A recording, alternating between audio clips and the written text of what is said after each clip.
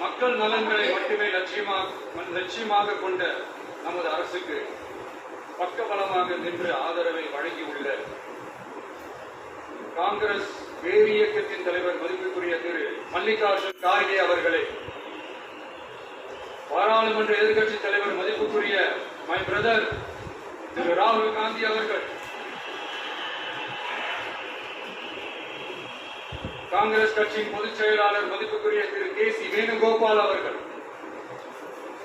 தமிழ்நாடு காங்கிரஸ் தலைவர் மதிப்புக்குரிய திரு செல்வ பெருந்தகை அவர்கள், என்னுடைய நண்பர் பிரவீன் சக்கரவர்த்தி அவர்கள்,